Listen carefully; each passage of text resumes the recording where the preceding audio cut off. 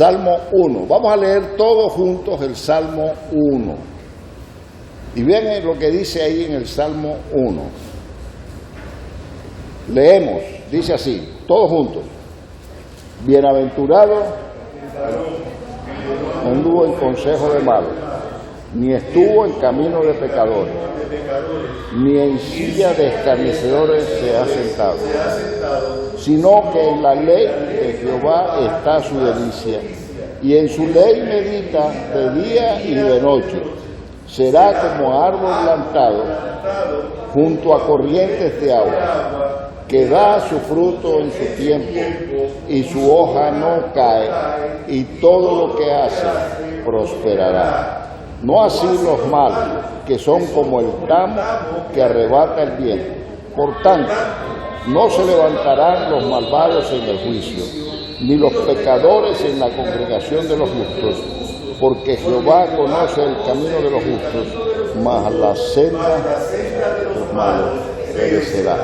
Pueden sentarse, hermano. Entonces, miren ustedes, aquí refiere mucho a la Escritura, como el Salmo 19 también habla una serie de enseñanzas que leímos al principio sobre la palabra de Dios. Pero miren lo que dice aquí, que debiera ser la rutina en el versículo 2, sino que en la ley de Jehová está su delicia, y en su ley medita de vez en cuando. Una vez al día, una vez a la semana. Yo sé historias que parecen chistes, pero hay hermanos, personas en algunas iglesias, no aquí no, eso no pasa aquí, que los domingos andan buscando la Biblia porque no la encontraron desde el domingo pasado que la trajeron al templo. Pero eso no es aquí, eso es en otra iglesia. Pero aquí dice que en esa ley medita ¿cuándo? De día y de noche. ¿Y cuál es el resultado de esa meditación de día y de noche? En la palabra de Dios dice en la Escritura que es el varón que no anduvo en consejo de malos, ni estuvo en camino de pecadores, sino que en la ley de Jehová está su delicia. Será como árbol plantado junto a corrientes de agua, que da su fruto en su tiempo, y su hoja no cae, y todo lo que hace prosperará. Ahora les invito a buscar el himnario otra vez, el himno 141.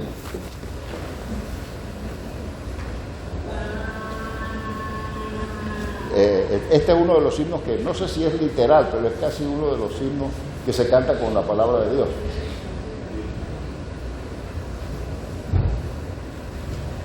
Dicha grande es la del hombre. Es lo que dice el Salmo que acabamos de leer, ¿cierto?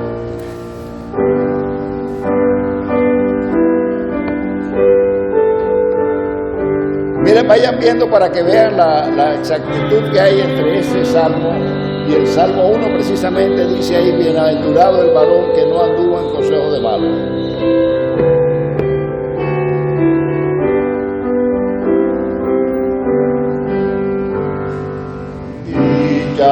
Grande es la del hombre, cuya senda recta son.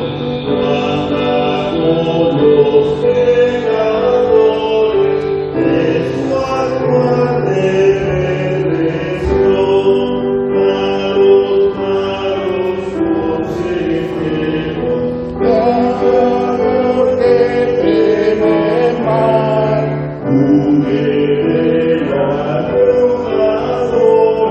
Gente envía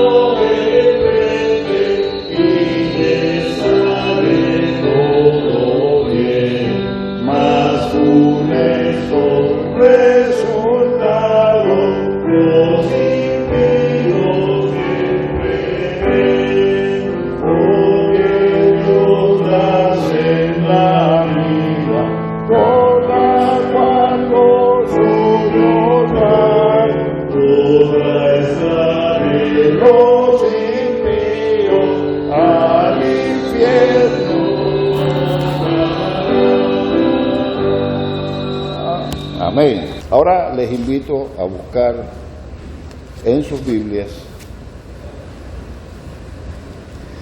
el Evangelio de Marcos, el capítulo 4. El Evangelio según San Marcos, capítulo 4.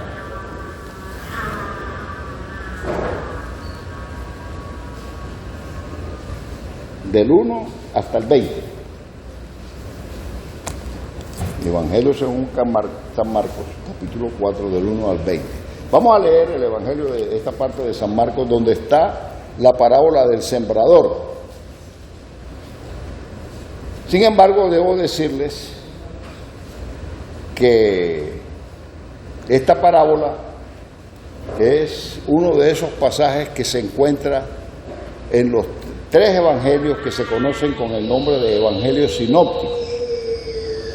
¿Qué son los evangelios sinópticos? Los evangelios sinópticos son esos 3 evangelios que son paralelos, que más o menos cuentan la misma historia, algunos con algún detalle adicional, pero que son diferentes al evangelio de Juan. Son 3, Mateo, Marcos y Lucas.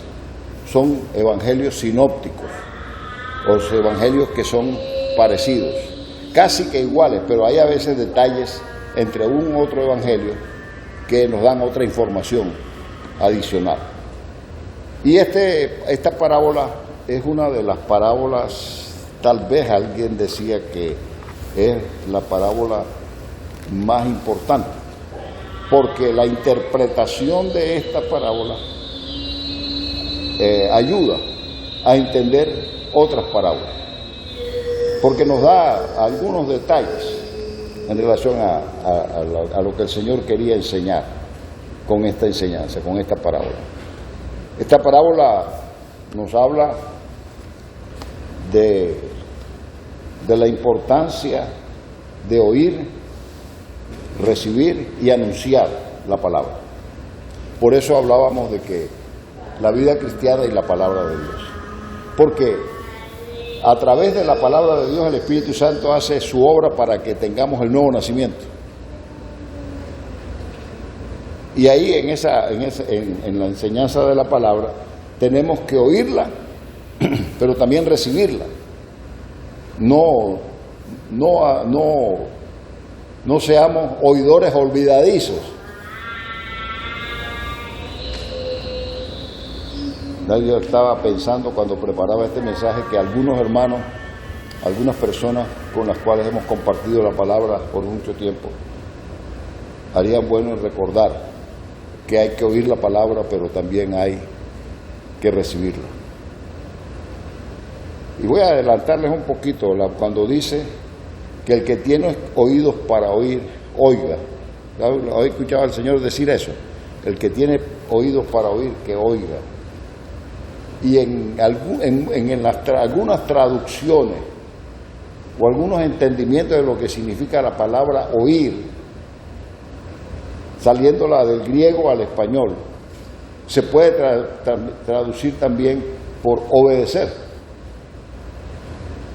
Por eso la Escritura es clara cuando dice que no solamente oidores, sino también hacedores. Entonces tenemos un libro, una palabra, que tenemos que escucharla, que tenemos que oírla.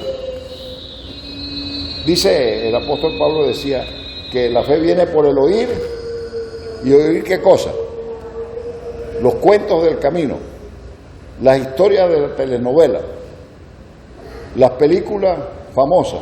Bueno, todo eso está bien que lo pueda ver si usted quiere, pero aquí dice que la fe viene por oír algo en particular, oír la palabra de Dios. Pero también habla no solamente de oír, sino también de llevar o de anunciar la palabra de Dios. Dice el apóstol Pablo también que cómo van a creer si no hay quien les predique. ¿Y cómo le vamos a predicar si no conocemos la palabra? Y no basta, hermano, con leer la Biblia nada más. Yo quisiera poder decir todo lo que quiero decir esta mañana, pero no creo que alcance el tiempo y tal vez tenga que decir otras cosas en otra ocasión. Porque es que esta reflexión, que la voy a hacer yo, la voy a dirigir yo, pero creo que la debemos hacer entre todos. Por eso empezamos cantando, empezamos leyendo la Biblia. Porque tenemos que pensar seriamente, hermano, qué valor tiene la palabra de Dios para nosotros. ¿Qué lugar le damos? No, ¿qué lugar le da Dios? ¿Qué lugar le da la Biblia? ¿Qué lugar incluso le puede dar la iglesia? ¿Qué lugar le doy yo? Y eso será claro en la medida en que yo haga lo que dice aquí, en su ley medita de día y de noche. Y veré los resultados si medito en su palabra de día y de noche. Amén. Porque tiene un montón de funciones la palabra de Dios para nuestra vida como cristianos. Somos cristianos por la sangre de Cristo que nos ha redimido. Pero ahora esa vida tiene que ser alimentada, tiene que ser nutrida. Es la manera en que el Señor va a fortalecer no solamente nuestra mente, sino nuestro corazón. Y veremos las bendiciones de Dios en nuestra vida. Entonces, esta parábola nos habla de varias cosas. Nos habla de esa importancia de oír, recibir y anunciar la palabra. Es fundamental, hermanos. Si somos cristianos, tenemos que oír, recibir, obedecer y anunciar la palabra. La palabra es nuestra fuente de fe y de conducta. Si queremos tener la sana doctrina, está en la palabra. Y si queremos saber lo bueno y lo malo, está en la palabra. Entonces, ¿cómo es que nosotros podemos pasar días y días y días sin alimentarnos? Entonces, nos encontramos con una serie de situaciones en nuestra vida, confundidos, enredados, no sabemos qué hacer, no tenemos la orientación para tomar algunas decisiones. Yo quiero decir, hermano, en este libro están todos los consejos que usted y yo necesitamos para saber qué hacer, que agrade a Dios y que bendiga nuestra vida.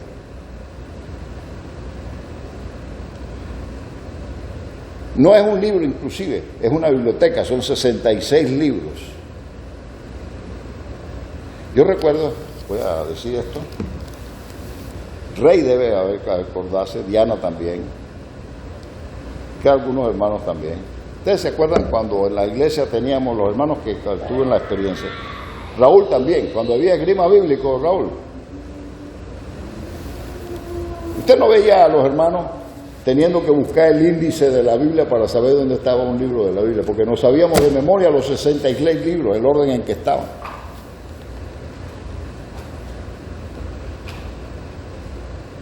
El celular es una bendición, pero también es un problema, porque a partir de tal celular, hasta los números de teléfono que no lo sabían de memoria, ya no lo sabemos. Si no tenemos el celular, no sabemos comunicarnos con nadie, porque no tenemos los números. Antes yo me sabía, creo que más de los números que tiene el celular me sabía yo de memoria. Pero ahora no memorizamos. Me sabía versículos de memoria, capítulos de la Biblia, ¿sí o rey o no? Tal vez, no sé si todos lo hacíamos, pero sí era una práctica en la iglesia. Por lo menos, una práctica en la iglesia era conocer su Biblia. No es fácil. ¿Cuántas partes tiene la Biblia? Sencillo. Si no me contestan, le pongo una pregunta más difícil. Y el que me conteste la pregunta que voy a hacer, le puedo dar un premio. Aquí lo tengo. ¿Cuántas partes tiene la Biblia? Fíjense, tan sencillo. ¿Sabe cómo yo puedo hacer primero para empezar a conocer mi Biblia? Tengo que saber que esta Biblia tiene dos partes, Antiguo Testamento y Nuevo Testamento. Así.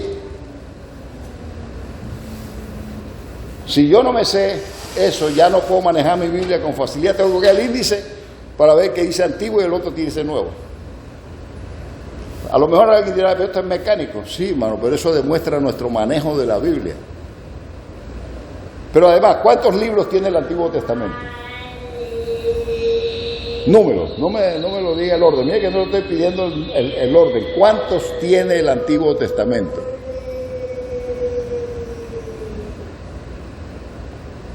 Bueno, más fácil, como estamos acá en el Nuevo Pacto. ¿Cuántos tiene el Nuevo Testamento? ¿Cuántos tiene el Antiguo y cuántos tiene el Nuevo? Entonces, si nos dicen algún libro, ¿cómo yo sé en dónde está? No le dé pena, hermano. Si no lo hacemos, no lo sabemos. Tal vez la idea de esta mañana es ver que tenemos que hacerlo. Sí, Diana. Ya ves que yo estoy así medio afónico. No te escucho, mamá. 39 y... ¿Cuánto? 27. El Antiguo Testamento tiene 27. Ah, no, es el Nuevo Testamento que tiene 27. Entonces, ¿cuántos libros tiene la Biblia? ¿Ah? 66. Si no, sume 39 más 27 para que vea. Y en la iglesia, cosa que no hacemos ahora, se hacía algo que se llamaba esgrima bíblico. ¿Y qué era el esgrima bíblico? Se paraban aquí los hermanos a competir. Busque Juan 3:16, el que lo encontraba primero. Busque Génesis tal, y si la persona no sabe que Génesis está en el Antiguo Testamento, comienza a buscarlo en el Apocalipsis. ¿Pasa eso o no pasa eso hoy en día, hermano? Es más, por eso yo iba a decir eso. Por eso es que es importante usar la Biblia físicamente. Porque aprendemos a manejarla. Aprendemos a usarla. Y eso se aprende con la práctica. Raúl, ¿sí o no con eso? ¿Te acuerdas de esa época de la iglesia con las esgrimas bíblicas? Es más, habían esgrimas que no era así tan directo. Es fácil. Esto que yo le estoy diciendo es fácil. Se le daba una serie de pasajes que explicaban las doctrinas y entonces se hacía una competencia para que los hermanos encontraran rápidamente la cita bíblica que hablaba de la doctrina de la salvación. No le decían qué parte, había que saberse que dónde estaba la doctrina. Pero eso se hacía estudiando y se hacía con los niños, los jóvenes, los adolescentes, los adultos. Había una especie de competencia saludable. Y de lo que le hablé, más sencillo es, tanto antiguo como nuevo. Y los libros del antiguo y los libros del nuevo. Y por ahí uno tiene que empezar. Bueno, me voy a aprender los libros del Antiguo Testamento. Tal vez no me los voy a aprender todos de una vez. Pero si voy a aprenderme los libros de la Biblia, me los voy a aprender en orden para poder manejar mi Biblia. ¿Y cuáles son los primeros 5 libros de la Biblia? ¿Cómo se llama? ¿Cómo se llama? Los 5, la colección de 5. ¿Ah? Pentateuco, ¿por qué se llama Pentateuco? Ese nombre es raro. ¿Ah? 5 libros escritos por Moisés. 5 libros de la ley. ¿Verdad? Entonces, ¿cuáles son? Fue facilito, te aprendes primero eso. Génesis, Éxodo, Levítico, Número y Deuteronomio ya. Así que si yo le digo busque Génesis tal, usted sabe dónde. Deuteronomio tal, ya usted sabe. Pero si yo le digo Deuteronomio y usted se va al Nuevo Testamento. Entonces, por eso yo decía que hay que oír, hay que escuchar y hay que anunciar la palabra. La palabra debemos restaurar, recuperar el lugar prioritario, el lugar importante que debe tener la palabra de Dios en nuestras vidas. Y debe ser parte de nuestra vida diaria, Veámoslo, como les dije, como alimento. Y póngase a la tarea. Bueno, voy a comer físicamente la misma cantidad que lea la Biblia al día.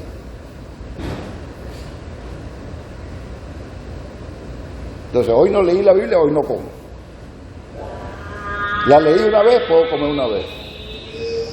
Porque es que la palabra de Dios es el alimento, es una prioridad, hay que escucharla. Entonces vamos a leer, yo le dije que ustedes me iban a ayudar porque estamos participando en estas experiencias, la parábola del sembrador. Y ahí hay varias figuras allí, yo no sé si alcance a decir mucho más, pero sí creo que hemos ido hablando lo principal, que es lo elemental, el lugar que tiene o debiera tener la palabra de Dios en nuestras vidas. Miren lo que dice la parábola del sembrador. Otra vez comenzó Jesús a enseñar junto al mar, y se reunió alrededor de él mucha gente, tanto que entrando en una barca se sentó en ella en el mar, y toda la gente estaba en tierra junto al mar. Y les enseñaba por parábolas muchas cosas, y les decía en su doctrina, o sea, en su enseñanza: oíd, he aquí el sembrador salió a sembrar. Y al sembrar aconteció que una parte cayó junto al camino, y vinieron las aves del cielo y la comieron. Otra parte cayó en pedregales, donde no tenía mucha tierra, y brotó pronto, porque no tenía profundidad de tierra. Pero salido el sol se quemó, y porque no tenía raíz, se secó. Otra parte cayó entre espinos, y los espinos crecieron y la ahogaron. Vaya viendo eso, cómo son las cosas. Y no dio fruto. Pero otra parte cayó en buena tierra, y dio fruto, pues brotó y creció, y produjo a 30, a 60 y a 100 por uno. Entonces les dijo: el que tiene oídos para oír, oiga. Cuando estuvo solo, los que estaban cerca de él con los 12 le preguntaron sobre la parábola, y les dijo: a vosotros les he dado saber el misterio del reino de Dios, mas a todos los que están fuera, por parábolas, todas las cosas, para que viendo vean y no perciban, y oyendo oigan y no entiendan, para que no se conviertan y les sean perdonados los pecados. Y les dijo: ¿no sabéis esta parábola? ¿Cómo pues entenderéis todas las parábolas? Y son bastantes parábolas que el Señor usó. El sembrador, ¿quién es? El que siembra la palabra. Y estos son, ahí vienen los corazones, y estos son los de junto al camino, en quienes se siembra la palabra, pero después que la oyen, enseguida viene Satanás y quita la palabra que se sembró en sus corazones. Estos son asimismo los que fueron sembrados en pedregales, los que cuando han oído la palabra, al momento la reciben con gozo, pero no tienen raíz en sí, sino que son de corta duración, porque cuando viene la tribulación o la persecución por causa de la palabra, luego tropiezan.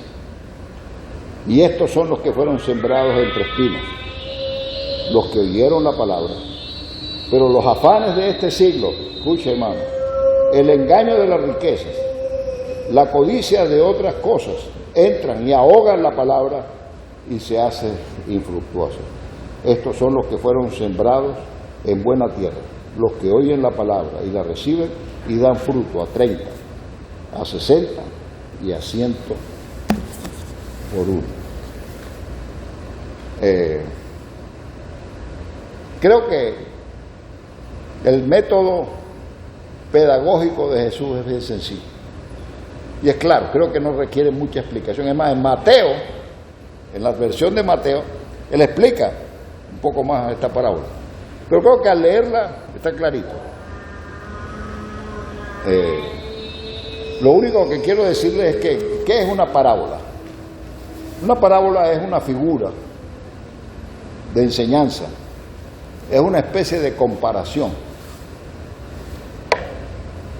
Todas las parábolas las va a encontrar así. Comparación entre la vida real, la vida cotidiana, de diferentes maneras, que sirven para ilustrar una realidad espiritual. Y aquí recuerden que en la época de Jesús este es un sector agrícola. Entonces, los que estaban escuchando la palabra, a diferencia de nosotros, sabían lo que era sembrar, cosechar y los terrenos y todo eso.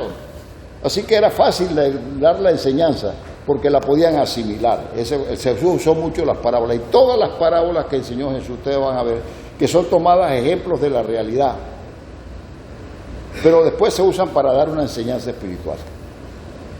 Ese es el fundamento del concepto de parábola, una figura que el Señor la usó mucho para enseñar las doctrinas fundamentales, los principios fundamentales del Evangelio. Entonces, una parábola es una figura literaria que utiliza una experiencia de lo cotidiano para sacar una enseñanza espiritual. Hay que decir algunas cosas que voy a decir esta mañana. No voy a poder decir todo lo que hay que decir, porque yo tengo aquí una serie de comparaciones entre la palabra de Dios y elementos de nuestra vida cotidiana que nos van a hacer ver por qué es tan importante la palabra de Dios. Pero aquí hay una primera afirmación que quiero hacer. Es muy importante tener la interpretación correcta de la parábola. Ahí hay una enseñanza que incluye varias comparaciones. Por ejemplo, esta parábola del sembrador, varios elementos que tiene es, uno, el sembrador. Estamos hablando de un agricultor. El sembrador sabe, si quiere cosechar, si quiere fruto, tiene que tener la semilla. Está el sembrador, y vamos a ver ahí rápidamente, según la parábola, quién es el sembrador. Pero además está la semilla. Los sembradores saben que no cualquier semilla sirve, ¿sí o no? Ellos saben más que yo algunas veces. Es como el que pesca, sabe todo lo que son de ser pescar. Yo voy a pescar y no sé ni siquiera cómo agarrar un anzuelo. Cuando yo llegué a vivir a Aguadulce, yo no sabía distinguir entre un arroz, una siembra de arroz y una siembra de caña. Aprendí algo después. Pero cuando una persona va a pescar, primero tiene que aprender, y a lo mejor al principio no sabe nada, ni qué caña, ni qué camida, qué carnada, nada. Aquí el sembrador es es una cosa importante, después la semilla, y otra cosa que es muy importante, ¿cuál es? En la parábola, para un agricultor. Primero, les dije el sembrador. Segundo, la semilla. Y tercero, ¿qué hicimos? ¿Qué hace el sembrador con la semilla? ¿A dónde la pone? En el terreno. Y usted puede tener el mismo resultado en cualquier tierra. No. Y el Señor está diciendo aquí, el sembrador, en alguna parte se puede interpretar que es el Señor Jesús, pero realmente en esta palabra está diciendo que nosotros somos los sembradores, porque tenemos la semilla de la palabra. Vamos a ir a sembrar la palabra. Debemos también sembrar una buena semilla. Y ustedes ven que las personas van a los lugares especiales a que le den semillas que tengan más posibilidad de cosechar, porque hay semillas buenas, mejores y más mejores, voy a decir, que tienen mejores posibilidades de resultado. No todas las semillas son iguales. Es más, no todas las semillas ni siquiera dan fruto. Entonces, tenemos la primera figura aquí, es el sembrador, la segunda es la semilla, y lo tercero, ¿cuál es? El terreno. Y no todas las semillas es igual para toda clase de terreno. Por eso hay que entender claramente la parábola. Hay que saber quiénes son los que siembran la semilla, quiénes son los sembradores, y en cuanto a los terrenos hay que saber cuáles son los terrenos que está en terrenos duros, cuál terreno es duro, está el terreno, cuál terreno está lleno de pedregales y cuál terreno está lleno de espinas, y cuál es el buen terreno. Son 4 tipos de terreno. Hay 3, ahí los leímos, que no producen fruto.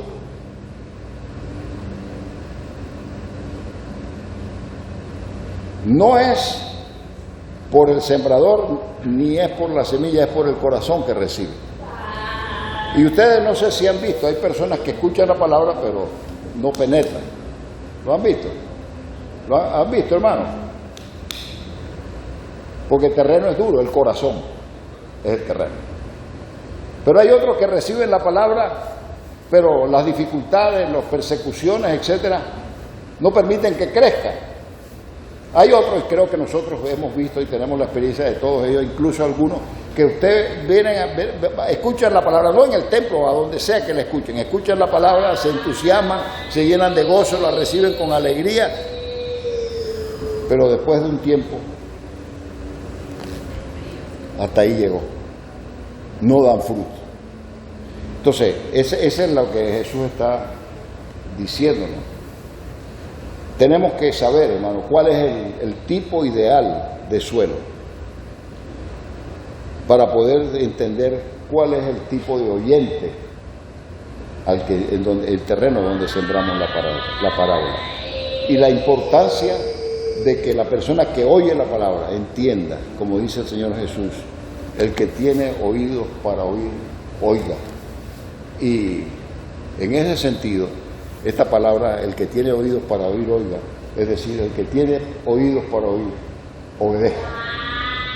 Esa es la traducción de oiga, obedezca. Pero hermanos, hay tanta riqueza. A mí me gustaría compartirles muchas cosas más, pero hasta aquí vamos a cerrar con el tema de la parábola. Hay más cosas. Hay algunas cosas que tienen que ver con las disciplinas en relación al estudio bíblico personal, la importancia de estudiar la Biblia.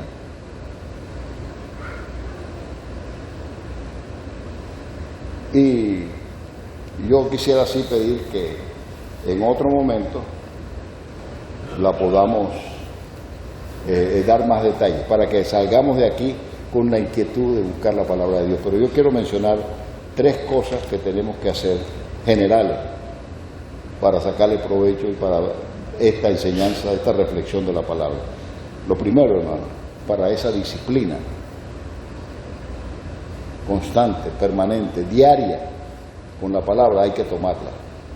Cuando digo tomarla, es decir, agárrenla, llévese a su lugar de oración y haga todas las cosas que puede hacer con la palabra, y diremos la cantidad de cosas que puede hacer con la palabra en su mano.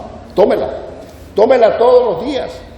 No la guarde en la biblioteca, no la guarde en una oficina, no la guarde en un escritorio. Tómela para hacer uso de ella. Voy a mencionar algunas para leerla, meditarla, estudiarla, o sea, hay tantas opciones, voy a mencionar como 7. Tómela. No sirve de nada, hermano. Yo sé de personas que tienen la palabra de Dios puesta en la entrada en el Salmo 91, pero jamás han leído el Salmo 91 y jamás tienen la palabra en su mano. Tómela físicamente, agárrela para usarla. Esa es una primera conclusión de esta mañana.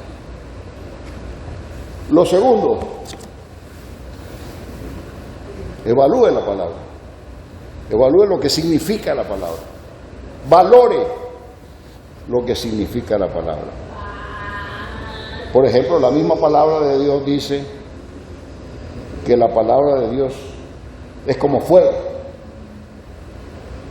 Valore, evalúe, tome en cuenta, y hay textos bíblicos que voy a decirles en su momento, donde la palabra de Dios es comparada con el fuego. Pero también la palabra de Dios es comparada con una espada. La palabra de Dios es comparada con un martillo. Y podría decir muchas cosas más. Una lámpara. Lámpara. Lámpara es a mis pies tu palabra. Es carne. Es leche.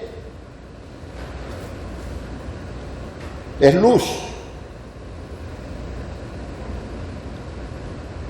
Es espejo. Pero me miro aquí, me miro yo. Y hay muchas figuras. Vamos a desarrollarlas cada una. Y cada una de esas tiene un texto bíblico. No lo estoy inventando yo. No estoy usando figuras alegóricas bonitas. Está allí en la Escritura. Pero además de tomarla y después de valorar toda la riqueza que tiene la palabra de Dios con sus funciones, hay que comerla. Voy a pedirle a alguien que me lea Jeremías 15:16. Fueron halladas tus palabras, y yo las comí. Y tu palabra me fue por gozo y por alegría de mi corazón, porque tu nombre se invocó sobre mí, oh Jehová Dios de los ejércitos. Qué palabra tan clara para terminar esta mañana. Hay que comer la palabra, digerirla. Hay que hacer como especie de lo que hacen las vacas. ¿Qué hacen las vacas con el alimento? Lo rumian. Y le da el mismo alimento hasta que le sacan todo el jugo. Ahí no solo que comerla, hay que digerirla. Eso requiere tiempo. Eso requiere prioridad. Y será alegría, será bendición. Y vamos a ver muchas cosas que tienen como resultado la palabra de Dios. La palabra de Dios, esto comerla significa léala. Hágale preguntas a la palabra.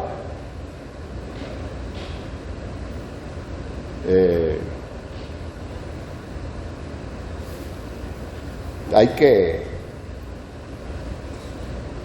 comer la palabra, cantar la palabra, declarar la palabra. Aquí hemos cantado los salmos. Hay material escrito para motivarnos a orar la palabra de Dios, así como la usamos para cantar, que al final los cantos no son más que oraciones con música. Entonces podemos tomar textos de la Biblia y orar sobre esos textos bíblicos, porque debemos orar, declarar esas enseñanzas que están en la palabra, cantarla, oírla, meditar, estudiar. Pero para eso hay que dedicarle tiempo. Primero hay que tomarla. Esta palabra no se me suelta hoy. Segundo, hay que evaluarla, darme cuenta. No puedo seguir con la excusa de que no leo la palabra porque no tengo tiempo, porque estoy muy ocupado, porque tengo sueño.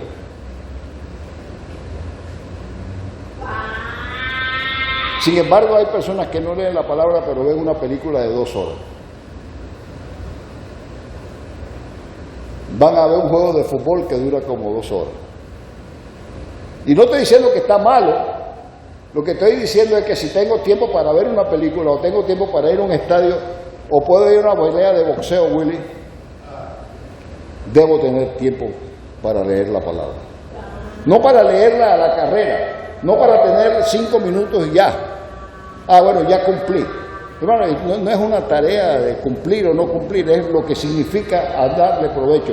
Y por eso yo he mencionado esto otras veces, es importante que usted tenga un tiempo devocional todos los días, tenga un lugar de oración, lo que en la película se llama cuarto de guerra, donde usted estudia, medita, escudriña, use herramientas adicionales, diccionarios bíblicos, comentarios, una serie de recursos que le ayudan a estudiar mejor la Biblia.